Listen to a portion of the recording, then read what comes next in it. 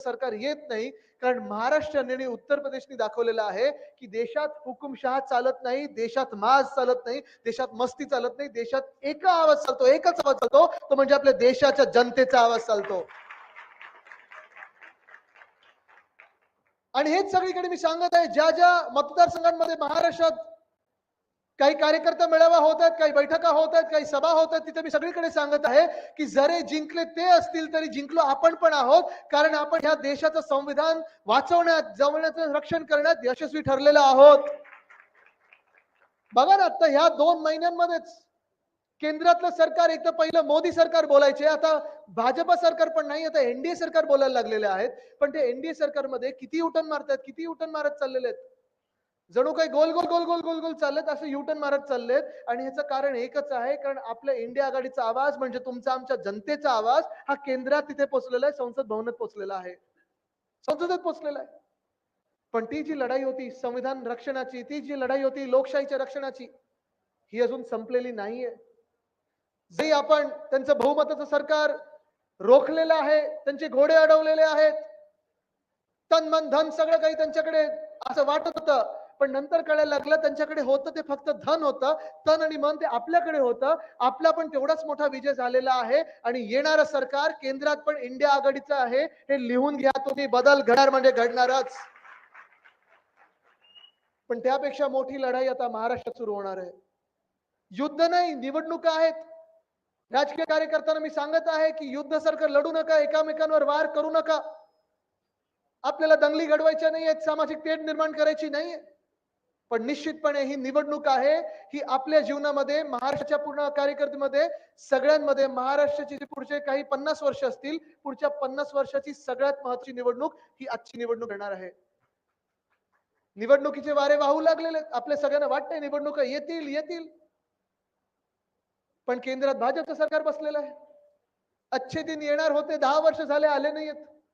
आणि तसंच निवडणूक आयोग जेव्हा पत्रकार परिषद घेत होती निवडणुका जाहीर करण्यामध्ये, तेव्हा हरियाणाची निवडणूक झाली, ती लागलेली आहे, जम्मू काश्मीरची निवडणूक लागलेली आहे. पण मागच्या वेळी 2019 मध्ये हरियाणा सोबत जो महाराष्ट्र होता आपली निवडणूक जाहीरच झाली नाहीये.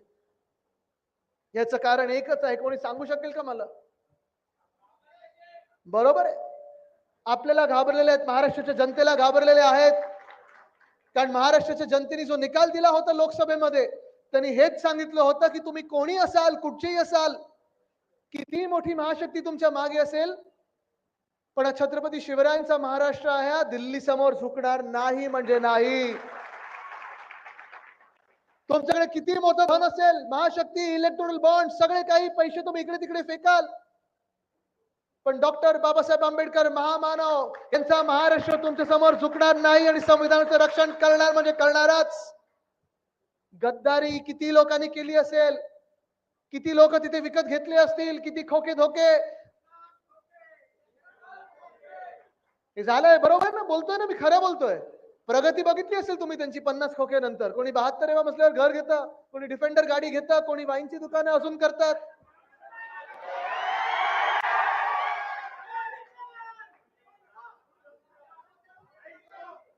काय काय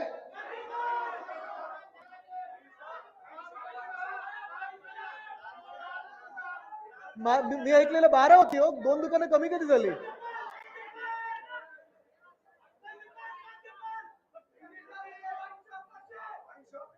पण हा राग हा इथे व्यक्त करून चालणार नाही, हा मतपेट्यांमध्ये पण आला पाहिजे. कारण आम्ही तुम्हाला साधा प्रश्न विचारत आहे, 2 वर्षापूर्वी जी गद्दारी झाली, जे आपल्या महाराष्ट्रात, मी जे सांगतोय, सतत सांगतोय की संविधान रक्षणाची लढाई संपलेली नाहीये, कारण ते संविधान जर बाजूला ठेवलं असेल, संविधानाचा अपमान पहिला कुठे झाला असेल तर तो ह्या महाराष्ट्रात झाला. कारण ह्या घटनाबाह्य सरकारला ज्या मिनिटाला आपल्या डोक्यावर बसवलं, एक घटनाबाह्य सरकार आपल्या डोक्यावर बसवलेलं आहे. कोर्टाचा निर्णय अपेक्षित आहे, जेव्हा येईल तेव्हा येईल, माहित नाही, तारीख पे तारीख होत चाललेली आहे, कदाचित त्याच्या आधी निवडणुका येतील. पण जेव्हाही सन्माननीय सर्वोच्च न्यायालय आपल्याला निकाल देईल, हे 40 गद्दार बाद झाल्याशिवाय राहणार नाहीत, हे तुम्हाला सांगत आहे. कारण हे सरकार घटनाबाह्य आहे म्हणजे आहेच, पण घटनाबाह्य सरकार म्हणजे संविधानाचा अपमान. 2 वर्ष कुठच्याही महानगरपालिकेच्या निवडणुका नाही म्हणजे लोकशाहीला बाजूला ठेवत चिरडलेला आहे. आणि ह्या 2 वर्षामध्ये कोणी वाईनची दुकानं उघडत गेलं, कोणी डिफेंड गाड्या घेत गेलं, कोणी मोठी घरं घेत गेलं, कोणी मोठे बंगले बांधत गेलं. मला तुम्ही सांगा, ह्या 2 वर्षात 40 चोरांची प्रगती झाली आहे, पण तुमची आमची कोणाची या महाराष्ट्राची प्रगती झाली आहे का? झाली आहे कोणाची प्रगती? नाही झाली. आणि म्हणून जे मी तुम्हाला सांगत आहे की तुमच्या जीवनातली सर्वात मोठी लढाई, तुमच्या जीवनातली सर्वात मोठी निवडणूक ही आता येत आहे. तुम्हाला ठरवायचं आहे तुम्ही कोणाच्या बाजूने मतदान करणार आहे. आज आपण पाहतोय, या महाराष्ट्रामध्ये 2 वर्ष जे काही हाल झालेले आपले, कदाचित तुम्हाला वाटत असेल की आदित्य लोकसभेच्या आधी हेच बोलत होता. लोकसभेच्या आधी परिस्थिती हीच होती, पण अजून बिकट होत चाललेली आहे. परिस्थिती एवढी वाईट होत चाललेली आहे की आता आपण पाहतोय सगळे जण आंदोलनाला रस्त्यावर उतरत आहेत, आंदोलन चिघळायला लागलेली आहेत आणि धड काही कुठून सरकारकडून काही बोलायला कोणी पुढे येत नाहीये, ना कोणाशी संवाद साधायला पुढे येत आहे. कारण सरकारच्या मनात काहीतरी काळं आहे. ते बोलतात ना, दाल में कुछ काला है. यांची दालच पूर्ण काळी आहे. काळी दाल तरी आपण खायला घेतो, ही तर सगळंच काय त्याच्यात एवढं सगळं ब्लॅक मनी, ब्लॅक हे सगळं काही असं विचित्र झालेला आहे प्रकार. सगळीकडे अंधकार पसरलेला आहे. तुम्हाला ठरवायचं आहे त्या अंधकारात तुम्हाला मशाल पेटवायची की नाही हे आज तुम्ही ठरवायचं आहे. इथे ठीक आहे, तुम्ही माझं जल्लोषात स्वागत केलं, तुमचं नेहमी प्रेम मी घेत असतो. बदला घ्यायचं नाही, पण बदल हा घडवायचा आहे हे तुम्हाला ठरवायला लागेल. तर आणि तरच आपला महाराष्ट्र पुढे निघेल. नाहीतर जे चाललंय ते ठीक आहे, चाललं असेल, मान्य असेल तर ठीक आहे, असंच चालवत राहू. पण आज आपण पाहतोय महाराष्ट्रात सगळीकडे जी आंध्र पसरत चाललेली आहे. परवा नाशिकमध्ये होतो मी, तिकडच्या देखील शेतकऱ्यांना मी प्रश्न विचारला होता की लोकसभेच्या आधी कांद्यावर जी निर्यात बंदी लावली होती, आंदोलन करायला लागली. शेतकरी बांधव किती वरती करून दाखवा मला. सगळे शेतकरी आहेत ना. कोणी घटनाबाह्य मुख्यमंत्र्यांसारखं शेतकरी आहे का? कोणाच्या शेतात हेलिकॉप्टर 2-2, 3-3 उतरतात का? तुम्ही जरा त्यांना जाऊन विचारा, येतील ते जिल्ह्यामध्ये प्रचार करायला, त्यांना जरा विचारा की घटनाबाह्य मुख्यमंत्री महोदय, गद्दार महोदय, जरा आम्हाला सांगा तुमची शेती तुम्ही कशी करता? तुम्ही किती दिवस शेतात असतो जरा मला सांगा. आठवड्यातून किती दिवस असता शेतामध्ये? रोज असता? किती तास शेतामध्ये असता? 8-9 तास असता? दिवसा असता की रात्री असता? रात्रीचं असतं. पण मला तुम्ही सांगा, हे सगळं काम करत असताना तुम्ही तुमच्या बरोबर मीडियावाले घेऊन जाता का? 2-2 हेलिकॉप्टर घेऊन जाता का? आणि पीक किती किती भाव काय मिळतो तुमच्या मालाला? सगळे पडलेत. मग जरा तुम्ही मुख्यमंत्री महोदयांना विचारा की तुमच्या पिकाला एवढा भाव कुठचा मिळतो की 2 ते 3 हेलिकॉप्टर तुमच्या शेतामध्ये जातात. तुमच्यात ती ताकद कशी आली शेती म्हणून, शेतकरी म्हणून, की नुसतं स्वतःचं शेत नाही तर संपूर्ण गाव विकत घेण्याची? आणि एवढे सगळं तुम्ही मला सांगता, तुम्ही प्रत्येक दिवशी शेतावर असता, तुम्ही काय करतो? आपले मुख्यमंत्री महोदय फक्त अमावास्या पौर्णिमेला असतात बस, पण सुपर शेती होऊन जाते त्यांची. जरा विचारा रसायन काय वापरतात तिथे, म्हणजे आपली पण शेती तशी होईल. कशाची करतात ते?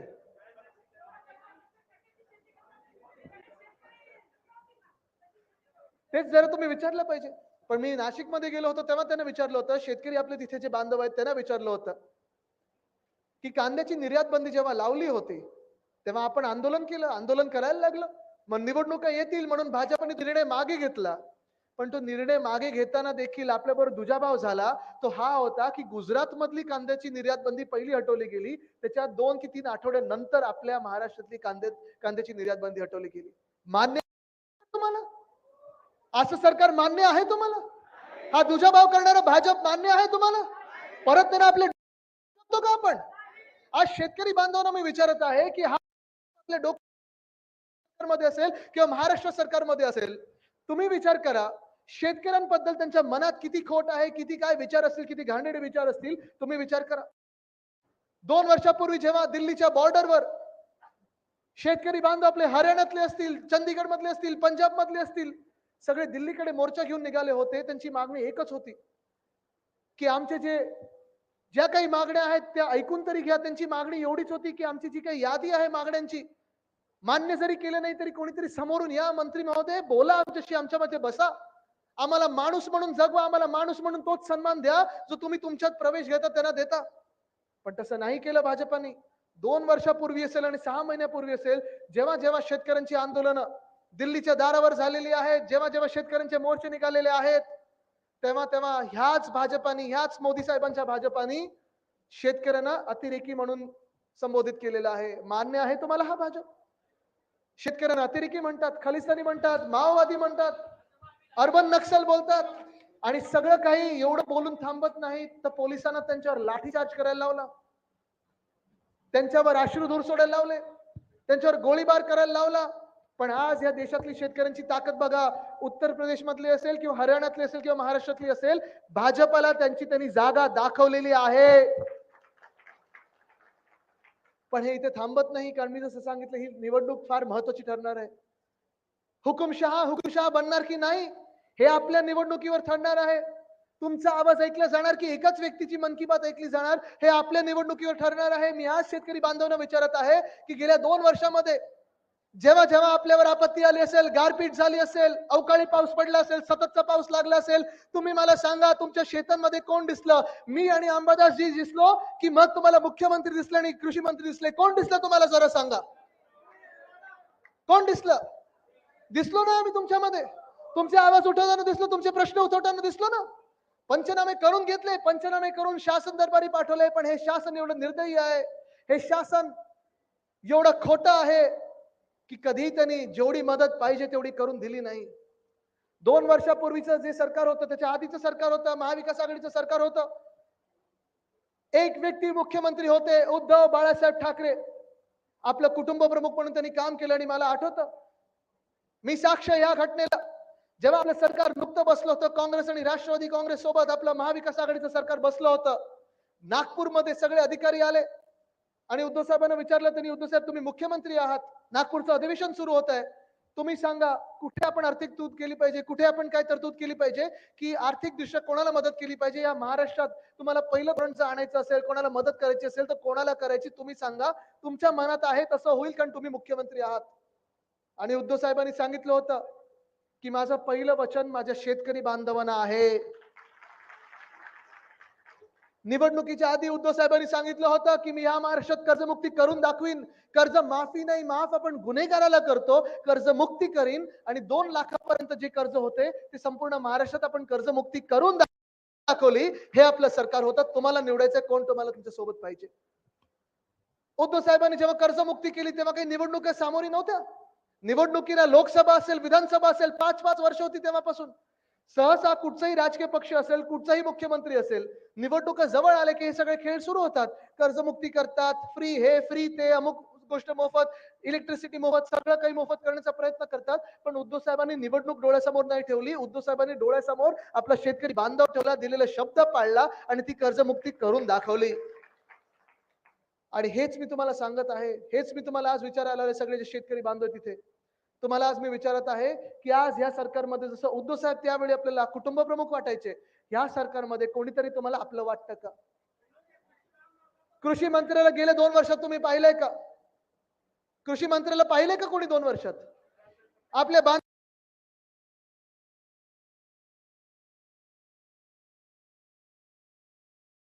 कोणी आलेलं पाहिलंय का? या सरकारमधून तुमच्या घरी कोणी आलंय का धीर द्यायला की घाबरू नका,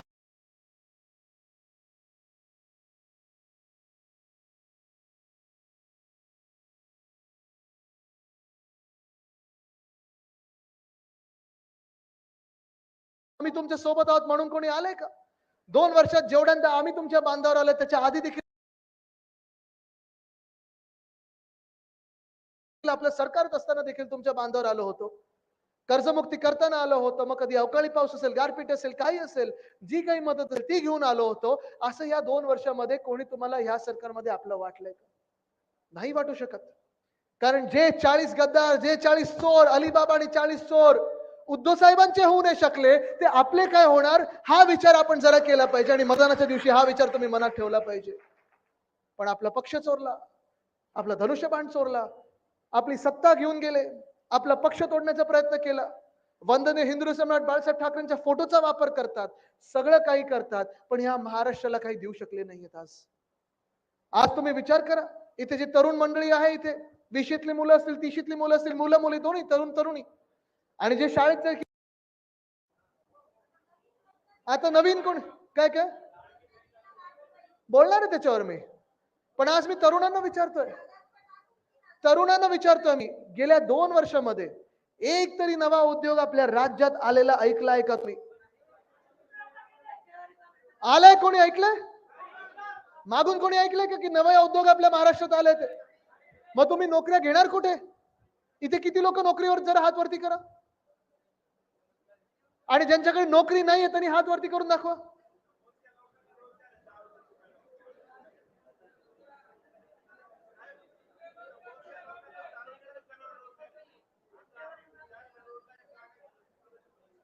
दारूच्या दुकानावरचा रोजगार मानत नाही. मग तुम्ही नोकऱ्या घेणार तरी कुठे? जॉब ऍप्लिकेशन वगैरे केलंय का? काय काय?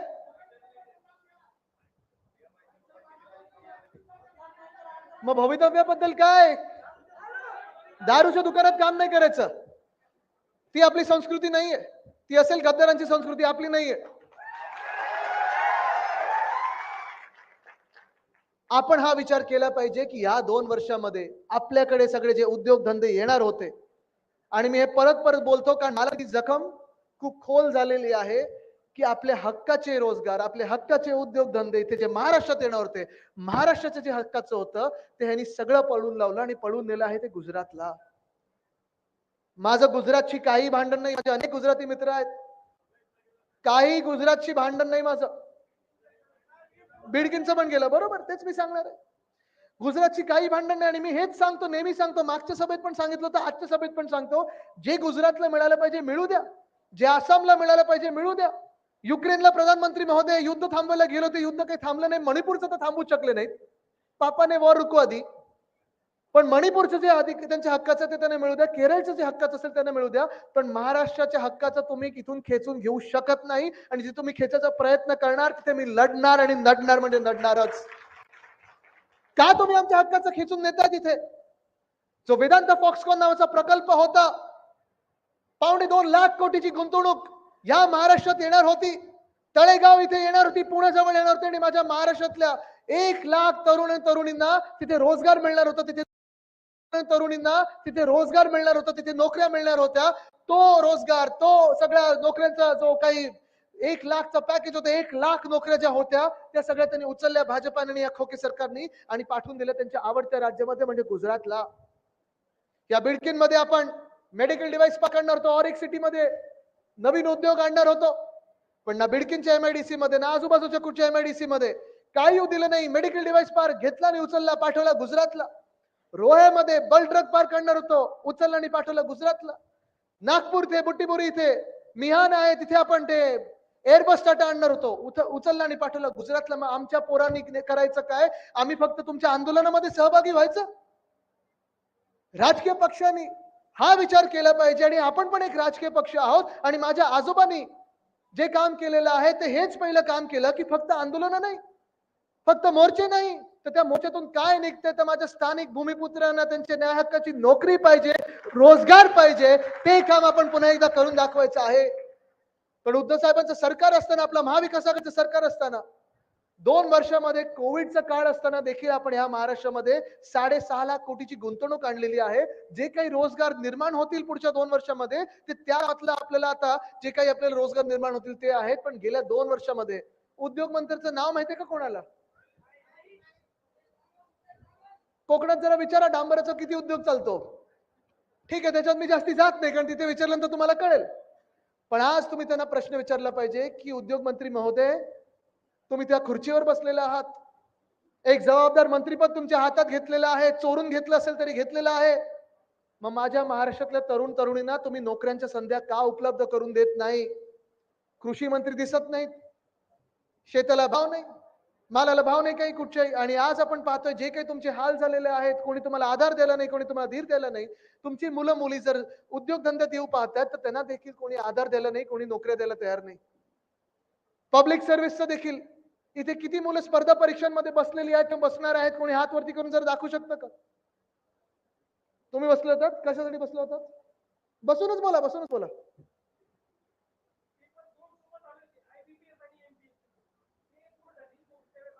आंदोलन होतात तुम्ही, पण तुम्ही मला सांगा किती वेळा आंदोलन करायला लागणार तुम्हाला? प्रश्न किती सोपा होता. आपल्या महाराष्ट्रामध्ये जे स्पर्धा परीक्षा देतात, एमपीएससीच्या परीक्षा देतात, कितीतरी हजारो मुलं, लाखो मुलं, मराठवाड्यातले कितीतरी हजारो मुलं मुली येतात पुण्याकडे आणि ट्युशनला जातात, तिथे अभ्यास करतात. एक तर सेंटरचा घोळ होतोच होतो परीक्षेच्या दिवशी, पण त्याच्या आधी देखील सोपा प्रश्न होता, एकदम क्षुल्लक प्रश्न होता की आयबीपीएस जी केंद्राची परीक्षा आहे आणि एमपीएससीचा पेपर हे दोन्ही एका दिवशी आले. जर तुम्ही त्या आयोगात असता तर तुम्ही काय केलं असतं? पेपर आपला दुसऱ्या दिवशी ठेवला असता, तिसऱ्या दिवशी ठेवला असता, 5 दिवसांनी ठेवला असता. पण आडमुठेपणा एवढा की नाही, आम्ही आमचा त्याच दिवशी ठेवणार. अरे पण ज्यांना दोन्ही परीक्षा द्यायच्या त्यांच्याबद्दल काय? जे सेंटरचा घोळ होणार त्याचं काय? हा सगळ्या तरुणांचा विचार न करता जे काही आयोगाचं चाललेलं आहे, जे काही सरकारचं चाललेलं आहे, बरं आंदोलनं बसलं की लाठीचार्ज होतो, आंदोलनं बसलं की चिघळलं जातं. 3-3 दिवस या तरुण मुलांना आंदोलन करायला लागतं. आज या महाराष्ट्रामध्ये तरुणांचा आवाज म्हणून जर ऐकायचं झाला तर या सरकारमधून कोण ऐकते तरुणांचा आवाज, हा तुम्ही विचार केला पाहिजे. या स्पर्धा परीक्षेत तसं मी पोलिसांबद्दल पण बोलत असतो. ठीक आहे, कधी कधी जेव्हा आपल्याला ही आंदोलनं करायला लागतात तेव्हा पोलिसांना आपल्यावर लाठीचार्ज करायला लावतात, आदेश येतात तसे. आदेशाशिवाय पोलीस काही करू शकत नाहीत, करत नाहीत, लाठीचार्ज तर करतच नाहीत. पण जे आदेश देत आहेत त्यांना लाठीचार्ज करण्याचे, जे त्यांना आदेश देत आहेत आशुधूर सोडण्याचे, जे त्यांना आदेश देत आहेत तुमच्यावर केसेस टाकण्याचे, आज त्याच सरकारला मी विचारत आहे की तुम्ही त्या पोलिसांसाठी तरी काय करताय? मध्ये 17,500ची पोलीस भरती होती, 17,500 पद भरायची होती. आपल्या मुंबईमध्ये जी आपली महाराष्ट्राची राजधानी आहे मुंबई, तिथे 18 लाख मुलं या पोलीस भरतीसाठी आले होते. त्याच्यात कोणी बी फार्मा केलं होतं, कोणी एमकॉम केलं होतं, कोणी एलएलबी केलं होतं, कोणी डबल ग्रॅज्युएट होतं. तुम्ही विचार करा आपल्या महाराष्ट्रात रोजगाराची काय परिस्थिती आहे, उद्योगधंद्यांची काय परिस्थिती आहे. उच्च शिकलेले लोक कॉन्स्टेबलच्या पदांसाठी येत आहेत. 17,500 पद, 18 लाख विद्यार्थी येत आहेत आणि त्यांना मुंबईत आल्यानंतर कुठचीही सोयी सुविधा केली नव्हती. त्यांना जोगेश्वरी पूल असेल किंवा मरीन ड्राईव्ह असेल, चौपाटीवर झोपायला लावलं, भर पावसात झोपायला लावलं. ही अशी व्यवस्था या सरकारने करून ठेवली होती. यांना कुठेही लाज नाही, लज्जा नाही, शरम नाही. आणि ही परिस्थिती आपल्याला बदलणं गरजेचं आहे. एअर इंडियाची जी परीक्षा होती, खैरे सर तुम्हाला आश्चर्य वाटेल, तुम्ही केंद्र सरकारमध्ये काम केलेलं आहे. एअर इंडिया आधी पीएससी होती, आता प्रायव्हेट झालेली आहे. 600 पदं होती मुंबईत. माहितीये महाराष्ट्रातून किती लोक आले? 25,000 मुलं मुली होती, 25,000 मुलं मुली. हाच सगळा गोंधळ सगळीकडे उडालेला आहे. आणि मग ह्या गोंधळातून बाहेर पडायचं की नाही, हा जेव्हा प्रश्न येतो तेव्हा लोकांना आता फसव्या स्कीम सुरू केलेल्या आहेत. आज आपण टाइमाला राखी बांधली सगळ्यांनी, पण आपल्याला देखील फसवण्याचा प्रयत्न होत आहे. आपण फसणार आहात की नाही हे महिलांनी ठरवायचं आहे. कारण एका बाजूला आपण पाहतोय शेतकऱ्यांना आधी जे सांगितलं होतं पीएम किसान योजना, सन्मान योजना वगैरे 6,000 रुपये येणार होते. येतात का कोणाच्या खात्यात 6,000 रुपये? 25 रुपयाचा चेक कोणी काढते, कोणी 500 रुपयाचा चेक काढते. मदत पण जी येते, पंचनामे होऊन जी काही मदत येते, काही अवकाळी पाऊस आला वगैरे नंतर किती 2-5 रुपयाचे चेक येतात. शेतकऱ्यांना कोणी आज मदत करत नाही, त्यांना वाऱ्यावर सोडलेलं, तरुणांना वाऱ्यावर सोडलं.